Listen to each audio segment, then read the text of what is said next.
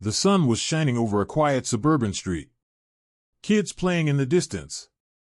Birds chirping. Everything normal. Until the peace shattered in one heartbreaking moment.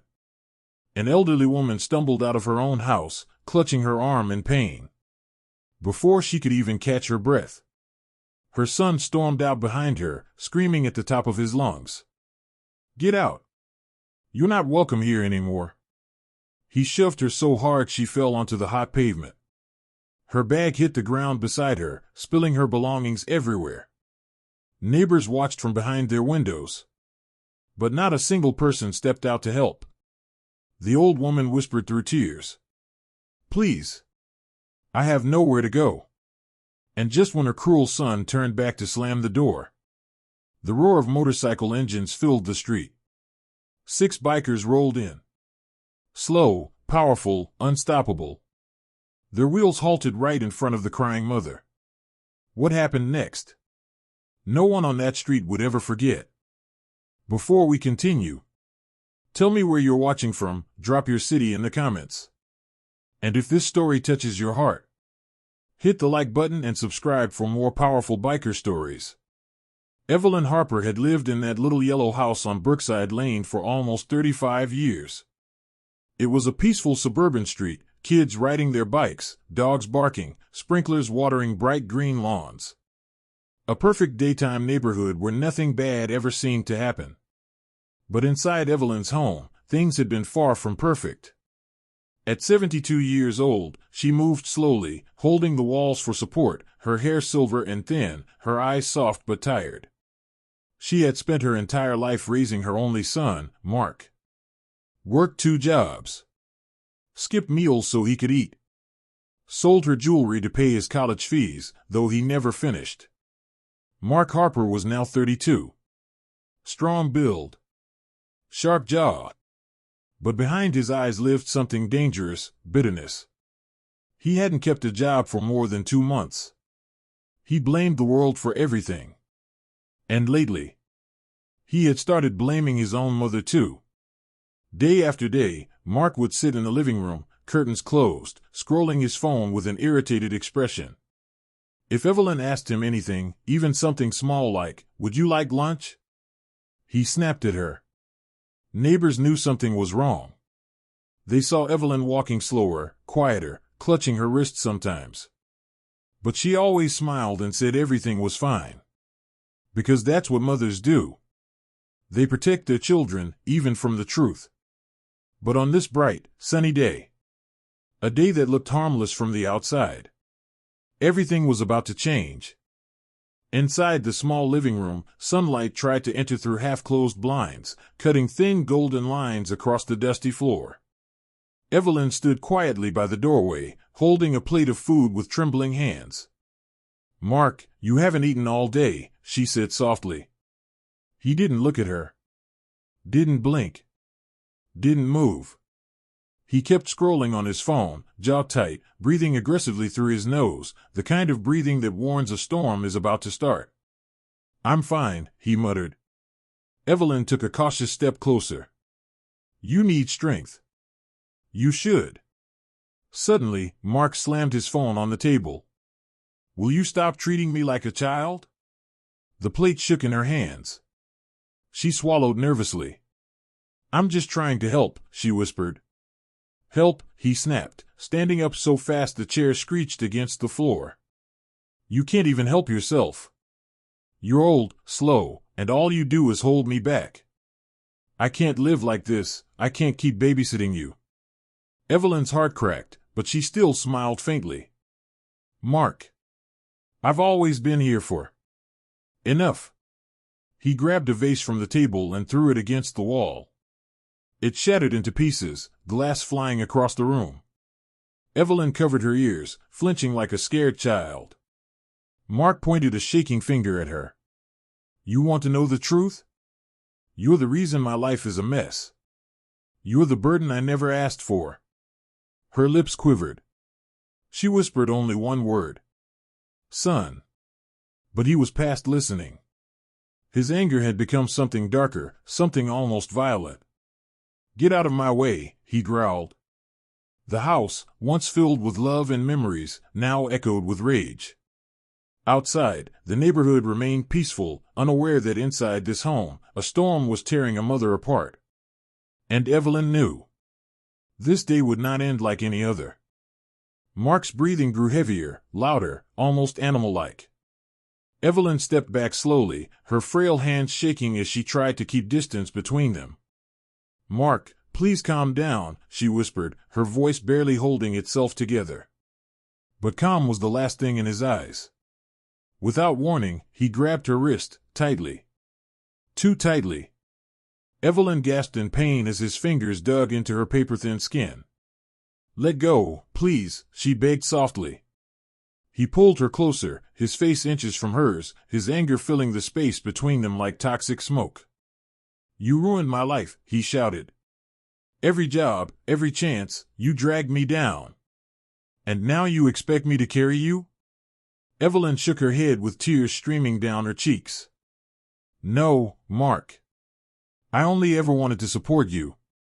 You're my son." "I don't care," he roared. He shoved her backward. She stumbled. Her weak legs failed to hold her. She hit the side table and collapsed onto the floor with a painful cry. Her glasses slid across the wooden floor. Her bag fell beside her, spilling old medicines, a small photo frame, and a pair of worn-out knitting needles. Evelyn tried to push herself up, but her hands trembled violently. Mark swung the front door open. Sunlight blasted inside, a blinding contrast to the darkness he carried in his heart. "Get out," he screamed. She tried to speak, but her voice cracked. "Mark, please don't do this to me." He grabbed her arm again, this time dragging her toward the open door. Her feet scraped against the floor. Her thin body shook with fear. "Mark, stop. I'm your mother." But he didn't stop. He dragged her across the threshold and shoved her onto the porch. She fell hard, her knees hitting the ground. The bright daytime sun made everything clearer. But not kinder. Evelyn looked up at him with red eyes and whispered the most painful words a mother could ever say. "I never thought my own child would throw me away." Mark threw her small cloth bag beside her. "Figure out your own life," he spat. "You're not my problem anymore." And with that, he slammed the door so hard the windows rattled. Neighbors peeked from curtains. But just like always, no one came out to help. Evelyn sat alone, trembling, hurt, and heartbroken. The quiet street watched silently as her tears fell onto the warm pavement. She whispered to herself, Where do I go now?" What she didn't know was that destiny was already on its way. Just around the corner. Engines were roaring. The kind of engines that change lives. Evelyn sat on the warm pavement, her frail hands pressed against her sore wrist. The sun shone brightly, but it did nothing to ease the fear and loneliness in her heart. Her legs trembled as she tried to stand, but her body betrayed her.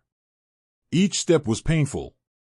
She glanced at her scattered belongings, her bag, the photo of her younger self with Mark, her knitting needles, all reminders of a life she once thought was safe.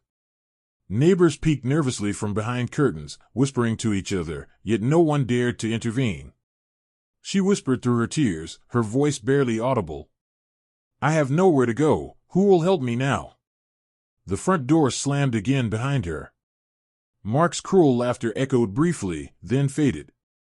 And just when hopelessness wrapped around her like a heavy blanket, the deep, thunderous roar of motorcycle engines approached down the street.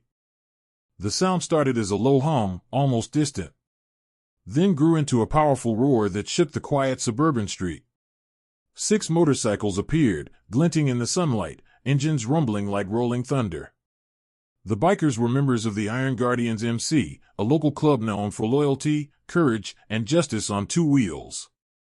At the front rode Griffin Bear Dalton, a towering man with a leather vest, thick beard, and eyes that could pierce through lies. He slowed his bike, noticing a frail woman sitting on the pavement, trembling. Something was wrong. Very wrong. The bikers pulled up in formation, engines still growling, casting long shadows over the terrified mother. Neighbors peeked through blinds, their curiosity mixed with fear. Mark had not expected anyone to notice.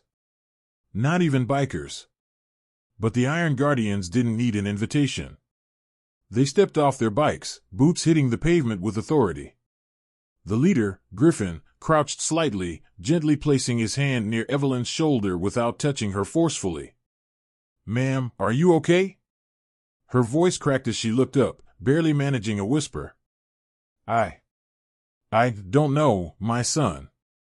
Griffin glanced toward the house. He saw the front door slam behind a man who had just thrown his own mother out. His fists tightened, not for violence yet, but for justice. The street went silent. All except for the growling engines and the mother's soft, trembling sobs. Mark had just stepped out of the house again, muttering angrily, when he froze. Before him stood 6 massive bikers, their leather vests gleaming under the sun, engines idling like warning growls behind them. His jaw tightened. He tried to act tough. But fear flickered in his eyes. "Who the hell are you?" he barked, voice shaking slightly. Griffin stepped forward, calm but commanding, his shadow falling over Mark. "This is your mother," Griffin said slowly, his voice like steel wrapped in warmth. "You threw her out in broad daylight, on the street, and you expect no one to care?" Mark swallowed hard. He opened his mouth to speak, but no words came. He looked down at his mother, sitting trembling on the pavement, and felt a pang of shame, but pride and anger held him frozen. Another biker, slightly younger, stepped close to Mark. "You think disrespecting your own mother is something we ignore?" His tone was quiet, yet heavy with warning. Mark's fists clenched, then relaxed slightly. The bikers didn't need to yell, didn't need to push. Their presence alone commanded him. He realized he had messed with the wrong people. Evelyn looked up, tears streaming, and whispered, "Please, just don't let him hurt me anymore." Griffin's eyes softened toward her. "We've got you, ma'am," he said firmly. Mark looked from her to the bikers. And suddenly, the reality of what he had done hit him harder than any punishment could. Griffin crouched down beside Evelyn, gently resting a hand on her shoulder. "Ma'am, you're safe now," he said, his deep voice steady and comforting. Another biker, slightly smaller but equally strong, handed her a bottle of water. She accepted it with trembling hands, taking small sips as tears rolled down her cheeks. Evelyn looked up at the bikers, her voice cracking. "He is my son, but he doesn't want me anymore." Griffin's eyes softened, and he placed a reassuring hand over hers. "No one deserves to be treated like this," he said firmly. "You're not alone anymore. We won't let anything happen to you." The younger bikers gathered around, forming a protective circle. Even in broad daylight, they looked imposing, yet every move radiated care and understanding. Evelyn sniffled, clutching her sweater to her chest. "I never thought someone would care," she whispered. Griffin smiled gently. "We may ride motorcycles, ma'am, but at heart, we're just people who know when to stand up for those in need." For the first time since her son had thrown her out, Evelyn felt a glimmer of hope. She wasn't abandoned.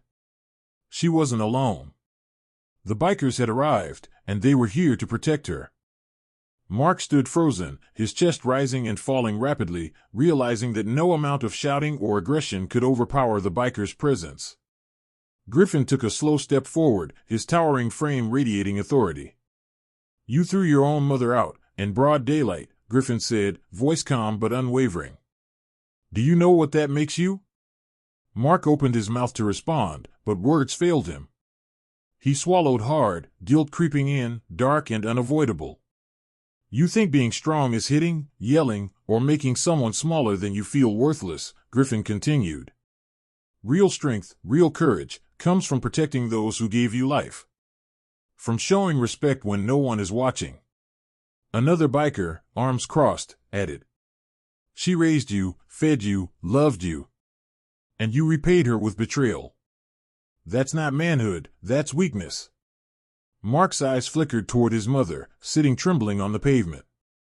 He saw the fear in her eyes, the pain, the heartbreak. And suddenly, the full weight of his actions crushed him. I didn't mean, he started, voice breaking.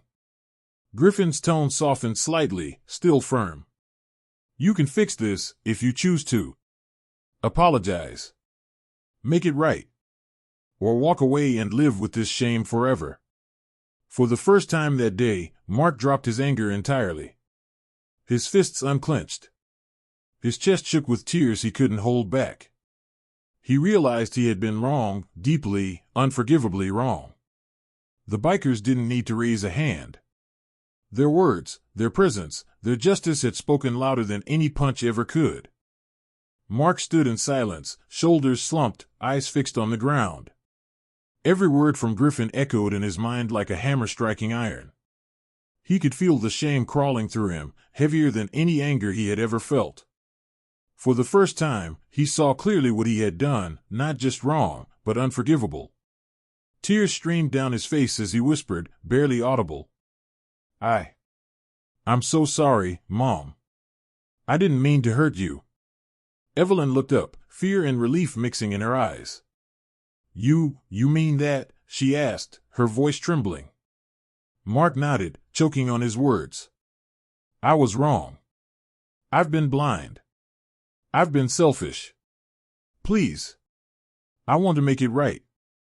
Griffin watched silently, a hint of a smile beneath his thick beard. You don't get a mother twice, he said gently. But you do get one chance to fix things, don't waste it. Mark slowly extended his hand toward Evelyn, helping her to her feet. For the first time that day, the weight of fear lifted slightly from her shoulders. She clutched his hand, tears falling freely, as hope slowly returned to her heart. The bikers stood back, letting the first steps of redemption unfold naturally. Mark gently helped Evelyn back into her home, his hand still trembling. The living room, once a battlefield of anger and fear, now felt fragile, like a space where healing could begin. Evelyn sank into the armchair, holding her hands to her chest. I forgive you, she whispered, tears streaming down her face. I only ever wanted what was best for you. Mark knelt beside her, ashamed yet relieved. I don't know how to make up for it, Mom, he admitted, voice raw. But I swear. I'll never hurt you again. I promise. Griffin and the other bikers lingered at the doorway, giving the pair privacy, their presence a silent shield. One biker murmured, sometimes family isn't just blood. It's the ones who show up when the world turns its back. Mark cleaned his mother's small cuts and bruises, apologizing with every touch. Evelyn smiled weakly but genuinely, feeling the warmth of forgiveness. The weight of the day, the pain, fear, and anger, was slowly lifting. As the bikers mounted their motorcycles and prepared to leave, Griffin looked back. Remember, he called out, real strength is protecting the ones who gave you life. Mark nodded solemnly. Evelyn whispered, thank you, for everything. The bikers roared away into the sunlight, leaving behind a street forever changed, and a mother and son finally beginning to heal. Sometimes, the people who are supposed to protect us, let us down. Sometimes, family can break us in ways we never imagined. But heroes don't always wear uniforms. Sometimes, they ride motorcycles. Sometimes, they show up when no one else will. The Iron Guardians MC didn't just arrive to intimidate a cruel son, they arrived to restore hope, to remind the world that compassion, respect, and courage still exist. Evelyn and Mark were left with the chance to rebuild what was broken, and the lesson was clear. Respect your parents. Protect those who love you. And never underestimate the power of people who choose to stand for what is right. The bikers rode away into the bright daylight, leaving behind a street that would never forget their roar, their presence, and their heart.